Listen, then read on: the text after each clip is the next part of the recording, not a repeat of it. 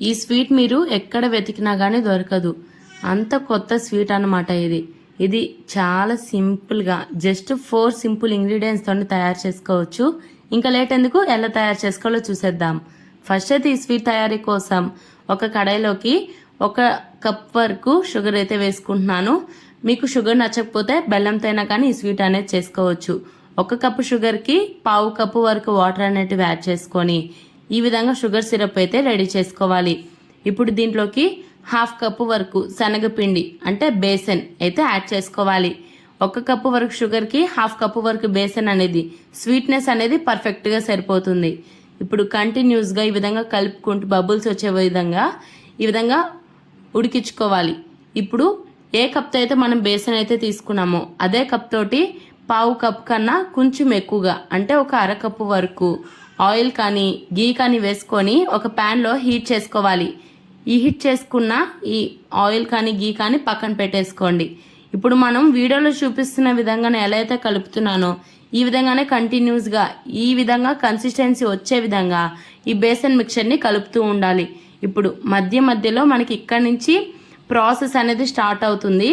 మధ్యలో మనం హీట్ చేసుకున్న ఆయిల్ కానీ గీ కానీ కొంచెంగా ఈ విధంగా యాడ్ చేసుకుంటూ మిక్స్ చేసుకుంటూ ఉండాలి. అప్పుడు మనకి స్వీట్ అనేది మంచి టేస్ట్ అండ్ ఫ్లేవర్తో పర్ఫెక్ట్ కన్సిస్టెన్సీగా అయితే వస్తుందన్నమాట. ఇప్పుడు ఈ విధంగానే కలుపుకుంటూ ఈ విధంగా బాయిల్ అవుతుండగానే మనం ఈ విధంగా వేసుకుంటూ ఉండాలి. ఇక్కడ మనం గుర్తు పెట్టుకోవాల్సిన ముఖ్యమైన విషయం ఏంటంటే మనం వేసినప్పుడు ఈ విధంగా బబుల్స్ రావాలన్నమాట. ఆయిల్ కానీ గీ కానీ వేసినప్పుడు బాగా హాట్గా ఉండాలి మనం వేసింది. అలానే మనకి ఈ విధంగా బబుల్స్ అనేటివి రావాలి. అప్పుడే మనకి పర్ఫెక్ట్ కన్సిస్టెన్సీ అయితే వస్తుందన్నమాట. ఇప్పుడు ఈ విధంగా వేసిన తర్వాత ఈ విధంగా పొంగుతూ మంచిగా ఈ విధంగా మధ్యలో కలుపుకుంటూ కొద్దిగా ఈ ఆయిల్ కానీ గీ కానీ వేసుకుంటూ కలుపుకుంటూ ఉండాలి. కన్సిస్టెన్సీ చూసారా ఎలా చిక్కగా పడుతుందో, ఈ విధంగా చిక్కగా అయితే కన్సిస్టెన్సీ రావాలి. ఇంక ఈ విధంగానే మనం చేసుకున్న ఆయిల్ గీ మొత్తం కూడా వేసేసుకోవాలి.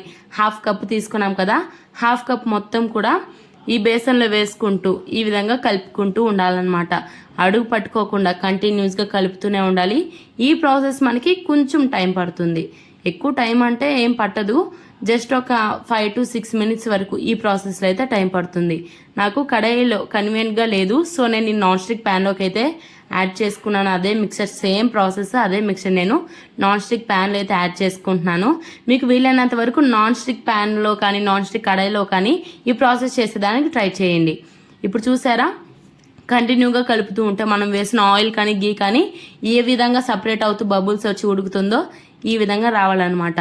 ఈ విధంగా వస్తే మనకి పర్ఫెక్ట్ కన్సిస్టెన్సీ వస్తుంది. ఈ విధంగా మంచిగా వస్తే మనకి ఈ బేసన్ మిక్చర్ అనేది పర్ఫెక్ట్గా కుక్ అయినట్టు. మనకి ఈ బేసన్ అనేది స్మెల్ రాకుండా పచ్చివాసన రాకుండా ఉంటుంది, పర్ఫెక్ట్గా కుక్ అయినట్టు.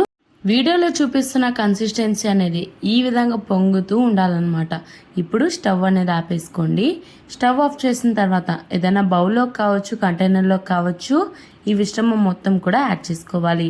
ఎక్స్ట్రాగా ఆయిల్ కానీ గీ కానీ ఏం అప్లై చేయాల్సిన అవసరం లేదు, జస్ట్ డైరెక్ట్గా బౌల్లోకి వేసేసుకోవాలి. ఇప్పుడు ఒక 20 నుంచి 30 నిమిషాల వరకు పక్కన పెట్టేస్తే ఈ విధంగా గట్టిగా అయితే అవుతుందన్నమాట. ఈ విధంగా గట్టిగా అయింది కదా, ఇప్పుడు దీన్ని పక్కన పెట్టేసేయండి. ఇప్పుడు మనం కోకోనట్ పౌడర్ అయితే చేసుకుందాము. ఫస్ట్ అయితే ఫ్రెష్గా అప్పుడే కొట్టుకున్న 1/2 చిప్ప వరకు పచ్చి కొబ్బరిని అయితే తీసుకొని ఈ విధంగా ముక్కలుగా కట్ చేసుకొని మిక్సీ జార్లోకి వేసుకొని 2 స్పూన్ల వరకు పంచదారైనా లేదా బెల్లమైనా కానీ వేసుకొని వాటర్ ఏం వేయకుండా ఈ విధంగా మెత్తగా మిక్సీ పట్టుకోవాలి. కొంచెం వాటరీగానే ఉంటుంది, టెన్షన్ ఏం పడాల్సిన అవసరం లేదు.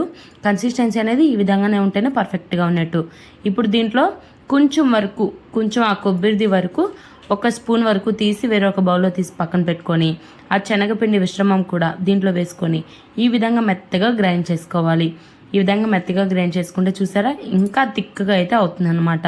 కన్సిస్టెన్సీ అనేది ఈ విధంగా థిక్గా ఉంటేనే మనకి తినేదానికి అనేది పర్ఫెక్ట్గా ఉంటుంది.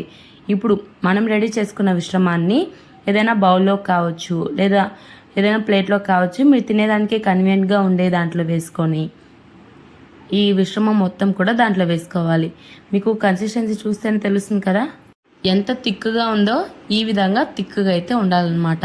ఇప్పుడు దీని మీద మనం ముందే 1 స్పూన్ వరకు తీసి పక్కన పెట్టుకున్న ఈ కొబ్బరి మిశ్రమం కూడా పైనే జస్ట్ ఊరికే అలా పైన పెట్టేసి చెక్కు తీసేసి ఈ విధంగా చిన్న ముక్కలుగా కట్ చేసుకున్న పచ్చి కొబ్బరి ముక్కలు పైనుంచి వేసుకొని సర్వ్ చేసుకున్నారంటే మనకి బేసన్ కోకోనట్ స్వీట్ అయితే రెడీ అయిపోతుంది. చాలా కొత్తగా ఉంటుంది స్వీట్ అనేది, ప్రాసెస్ అనేది, బట్ టేస్ట్ అయితే ఎక్సలెంట్గా ఉంటుంది అనమాట. రాయల్ టేస్ట్ అయితే ఉంటుంది. చాలా చాలా చాలా బాగుంటుంది. ఇలాంటి రెస్టారెంట్లో కూడా ఈ స్వీట్ దొరకదు. మీరు ఈ స్వీట్ని ఎప్పుడైనా గెస్ట్స్ సడన్గా వచ్చినప్పుడు కావచ్చు, మీకు స్వీట్ క్రేవింగ్ ఉన్నప్పుడు కానీ ఈ విధంగా ట్రై చేయండి. టేస్ట్ అయితే చాలా చాలా చాలా బాగుంటుంది. పక్కా ట్రై చేయండి. ఇలాంటి మరెన్నో రెసిపీస్ కోసం రుచి బై చందన ఇన్స్టాగ్రామ్ అండ్ యూట్యూబ్ని ఇప్పుడే ఫాలో చేసి సబ్స్క్రైబ్ చేసుకోండి.